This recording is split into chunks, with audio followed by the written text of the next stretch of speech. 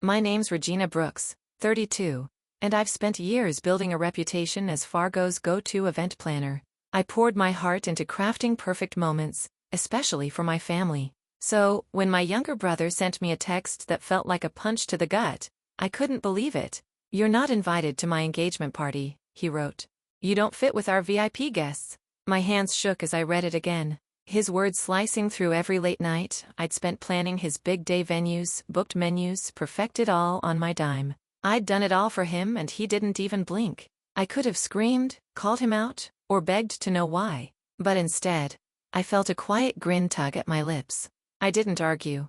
I just packed my bags, booked a flight to Aspen, and walked away. Let him handle his precious party without me. I wasn't there to see it unravel, but a week later, my phone lit up with frantic calls and texts. His perfect night had crashed and burned. And that was just the start. Something bigger was coming. Something that would flip his world upside down and make him regret ever pushing me away. Stick around to see how it all went down. Because trust me, you won't believe what happened next. If you're stunned like I was, smash that like button and drop Aspen Escape in the comments to let me know you're with me on this wild ride. It was a chilly Monday morning in my Fargo office when my phone buzzed with Randall's text. "I am Regina Brooks, and for the past decade, I've poured my soul into building a name as the best event planner in North Dakota. Weddings, galas, corporate retreats, I've done them all. Each one a testament to my knack for turning chaos into perfection.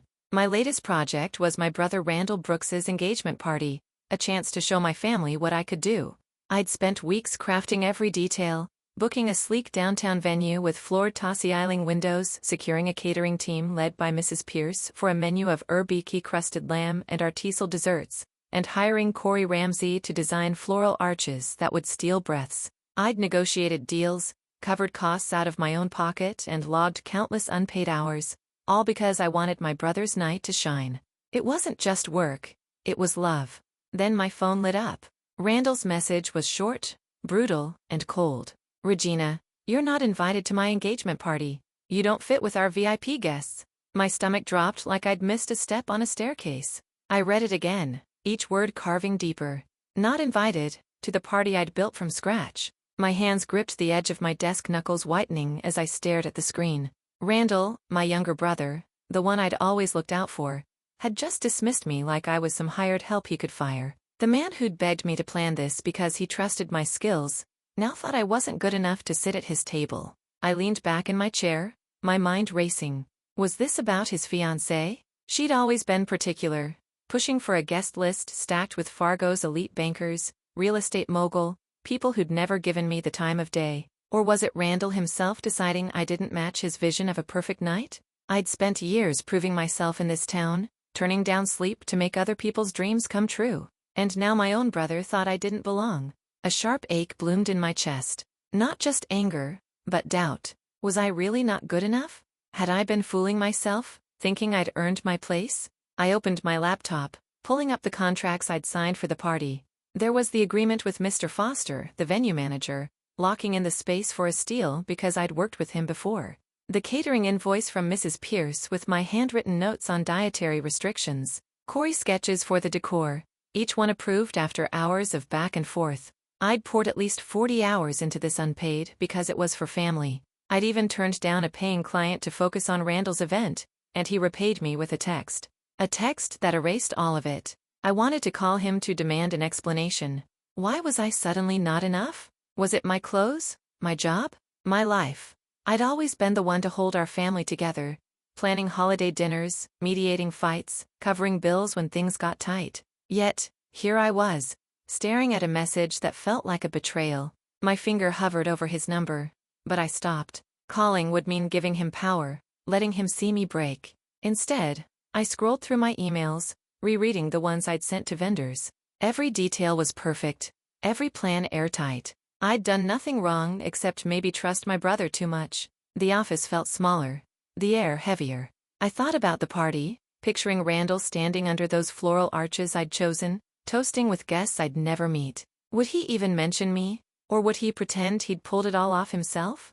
The thought stung worse than the text. I wasn't just uninvited, I was invisible. My work, my sacrifice, my love for my family, all reduced to a single line on his phone. I closed my laptop, my reflection staring back from the dark screen. I didn't know what I'd do next, but one thing was clear. I wasn't going to let this slide. By Tuesday afternoon, still reeling from Randall's text, I called my mom. I needed someone to tell me it was a mistake, that my brother didn't mean to cut me out of his engagement party. I sat at my kitchen table, phone pressed to my ear, waiting for Pamela Brooks to pick up. Mom had always been the glue in our family, the one who smoothed over fights and kept us together. Surely, she'd understand how much his words hurt. When her voice came through warm but distracted, I spilled everything: Randall's message, how I'd poured my heart into his party, how I felt erased. I waited for her to gasp, to call him out, to take my side. Instead, she sighed. "Regina, you're overreacting," she said. "Just let it go. It's his big day." My breath caught. "Let it go." Before I could respond, she added, "By the way, we need you to chip in $5,000 for their wedding gift. It's what families do." I stared at the wall, my grip tightening on the phone. $5,000 for a gift to a brother who just told me I didn't belong at his party.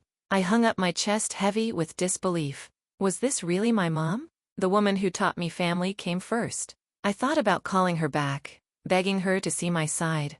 But my phone buzzed again. This time it was Gregory Brooks, my dad. His voice was gruff, all business, like he was closing a deal. "Regina, your mother told me about your little issue," he said. "You need to step up for your brother. Family means supporting each other no matter what. That $5,000 isn't optional. It's your responsibility." I tried to explain, my voice shaking, how Randall's text made me feel invisible, how I'd already given so much. But Dad cut me off. "Don't make this about you," he said. "Pay the money and move on." The call ended, and I sat there, stunned. The silence in my apartment louder than his words. My own father, who'd always preached loyalty, didn't care about my pain. He only cared about Randall's image, his perfect night. I opened Instagram, hoping to distract myself. But that's when I saw a post from my cousin Jenna Pierce. The photo showed her laughing at a bachelorette party, clinking glasses with Randall's fiancé and a group of strangers. The caption read, "Kicking off the wedding vibes with the best crew." My heart sank. I hadn't been invited to that either. Jenna, who I'd grown up with, who'd spent summers at our house, hadn't even mentioned me. I scrolled through the comments, seeing names of mutual friends, all celebrating a moment I was excluded from. It wasn't just Randall. It was my whole family moving on without me, like I was a footnote in their story. The weight of it all hit me like a wave. I'd always been the one to show up, planning birthdays, hosting Thanksgivings, bailing out relatives when money was tight. I thought that's what family meant. Being there, no questions asked. But now I saw it clearly to them. I was a resource, not a person. They wanted my money, my work, but not me. My fingers hovered over Jenna's post, tempted to comment, to call her out in front of everyone. But what would that solve? They'd already chosen their side. I set my phone down, my mind spiraling. Part of me wanted to keep fighting to prove I belonged, but another part, small but growing, whispered something else. Maybe I didn't need their approval. Maybe I never did. I walked to my window, staring out at the quiet Fargo street. The betrayal wasn't just Randall's text or Mom and Dad's demands. It was the realization that my family saw me as expendable.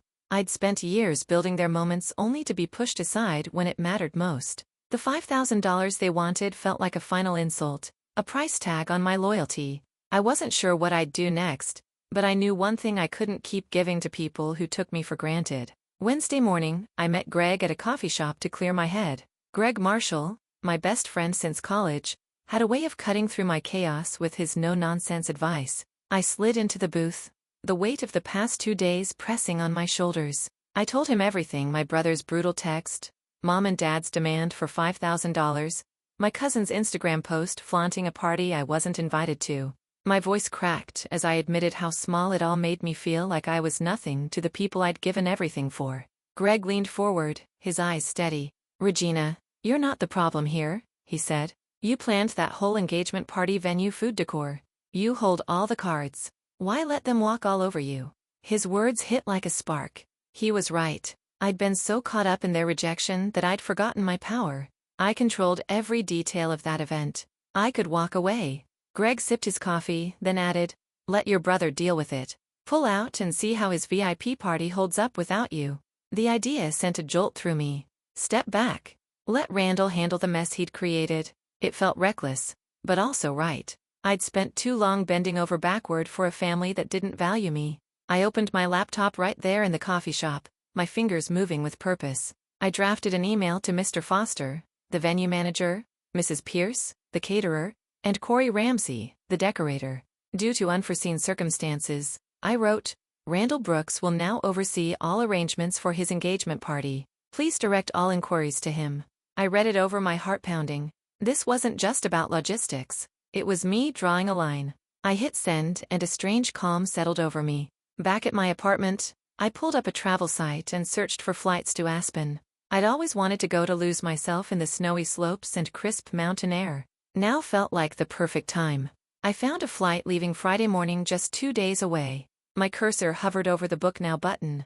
A small voice in my head whispered doubts. What if Randall failed? What if my family blamed me? But then I thought of their indifference, their demands, their dismissal. I clicked the button, locking in my ticket. For the first time in days, I felt a flicker of freedom, like I was taking my life back. But that freedom came with a shadow of unease. Walking away meant leaving behind the event I'd poured my heart into, the one I'd dreamed would bring my family closer. I started packing folding sweaters and ski gear into a suitcase. Every item I tucked away felt like a step towards something new, but also a step away from the family I'd always tried to please. I thought about Randall scrambling to manage vendors I'd spent weeks coordinating. Would he even know where to start? A part of me felt a pang of guilt. He was my brother after all. But then I remembered his text. Mom and Dad's cold demands, my cousin's careless post. They'd made their choice, and now I was making mine. I zipped up my suitcase, my resolve hardening. I wasn't just leaving Fargo for a weekend. I was leaving behind the version of myself that let others define her worth. As I set my suitcase by the door, my phone buzzed with a confirmation email for the flight. I stared at the screen, a mix of relief and nerves swirling in my chest. Aspen was my escape, my chance to breathe, to figure out who I was without my family's expectations. I didn't know what would happen at the party, but I knew I wouldn't be there to fix it. For once, I was choosing myself. Saturday evening, as I sipped hot cocoa in an Aspen lodge, the chaos unfolded in Fargo. I wasn't there to witness it firsthand, but I pieced it together later from scattered accounts, vendors I'd worked with before, a few mutual acquaintances who felt bad for how things went down. The party my brother had insisted on controlling turned into a disaster from the start. Without my oversight, the venue looked like a rushed setup. Corey's floral arches hung crookedly. Half the lights flickered because no one confirmed the tech run-through, and tables were missing centerpieces that had been delayed in delivery. Guests arrived to a room that screamed amateur hour, whispering about the mismatched vibe that didn't align with the invitations they had received. Then the food fiasco kicked in. Mrs. Pierce's team had prepared the original menu.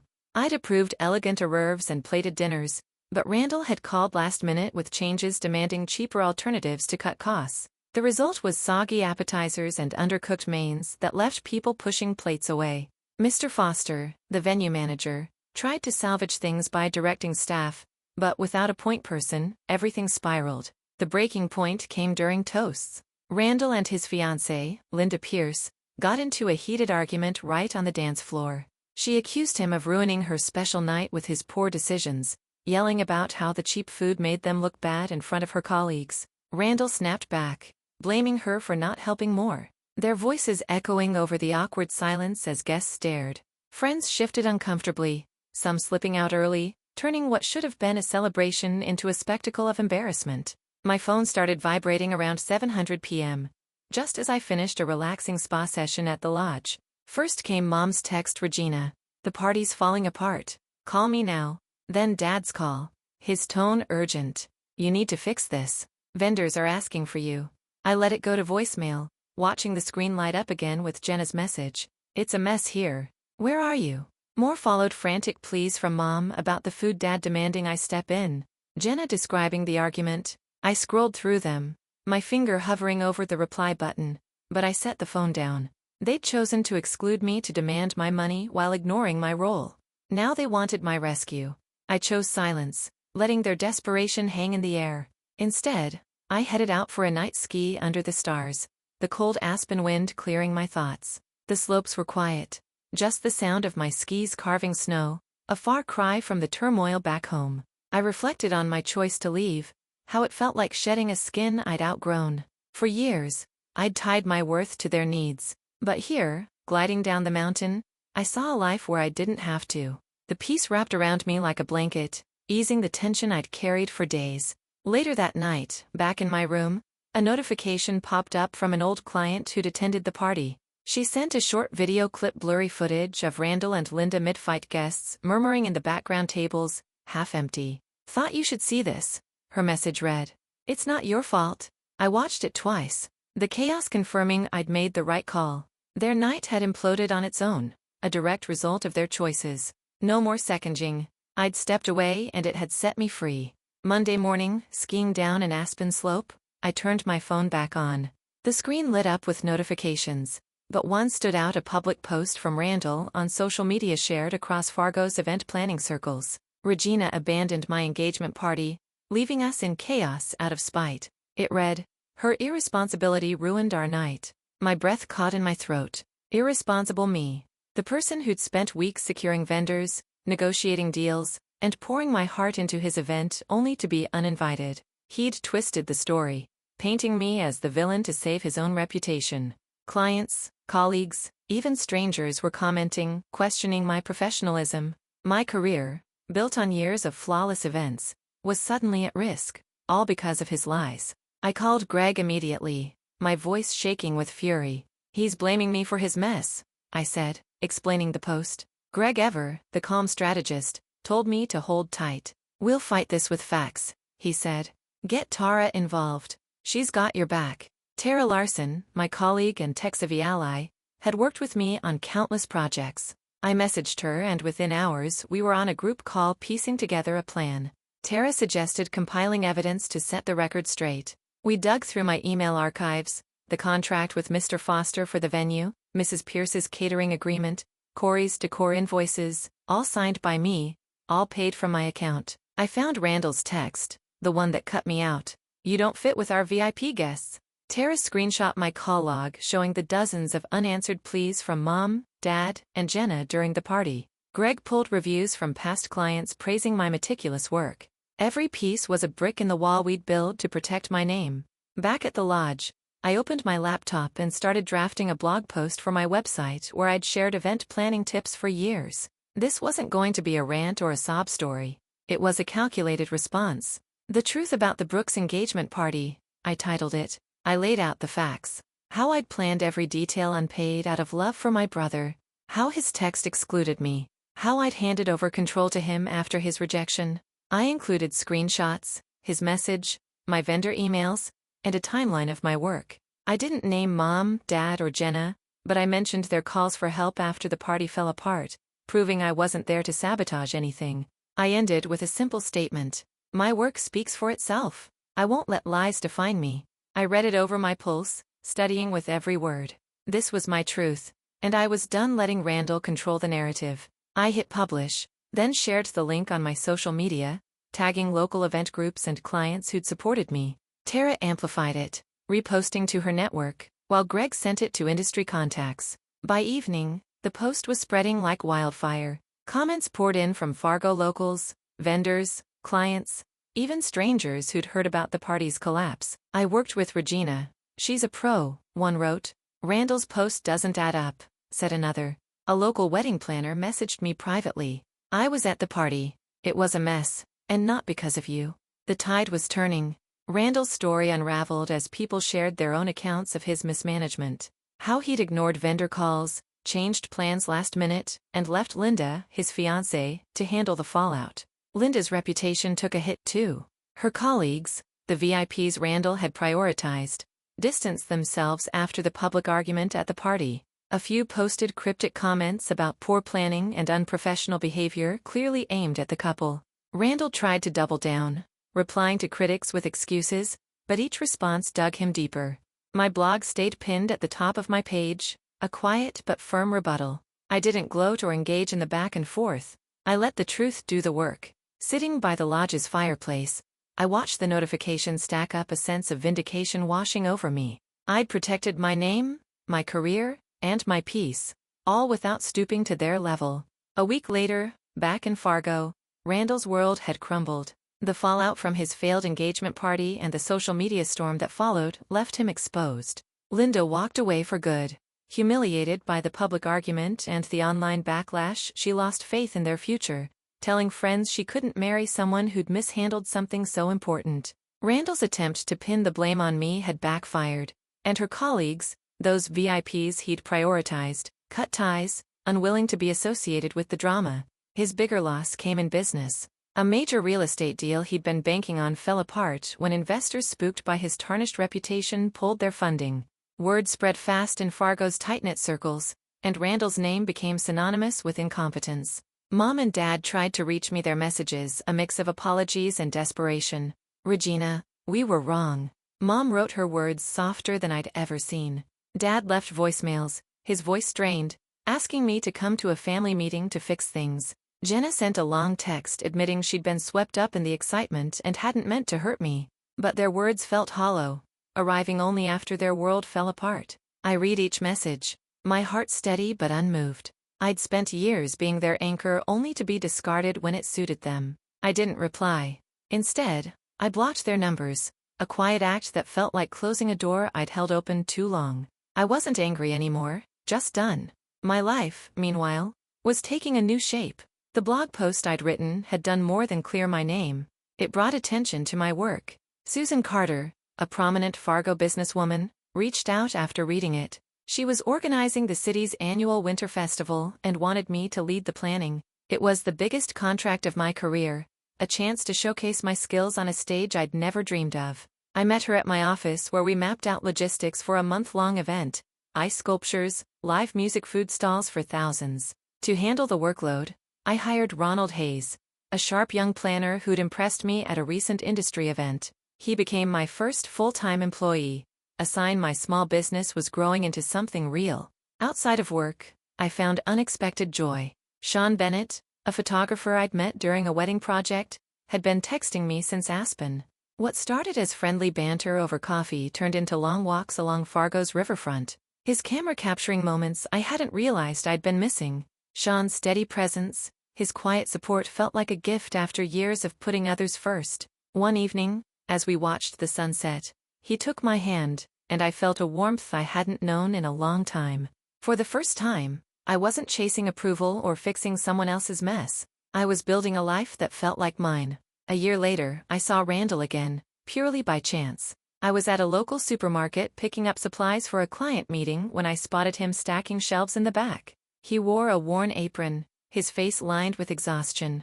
Our eyes met briefly, but no words passed between us. The brother who'd once dismissed me as unworthy of his VIP party was now a shadow of himself, his dreams of grandeur gone. I didn't feel triumph or pity, just a calm detachment. He was no longer part of my story, and I was okay with that. Looking back, I see the lessons this journey taught me. Respecting myself meant saying no to those who didn't value me, even if they were family. Setting boundaries wasn't selfish, it was survival. I'd spent too long letting others define my worth, bending to their demands only to be cast aside. Stepping away, speaking my truth, and choosing my own path showed me the power of living authentically. I wasn't perfect, but I was enough, and that realization was my freedom. To everyone who's followed this story, thank you for listening. Your time and attention mean the world. I hope my experience resonates. Whether you faced betrayal or struggled to find your voice, what did you take away from this? Share your thoughts. I'd love to hear how you've navigated your own challenges.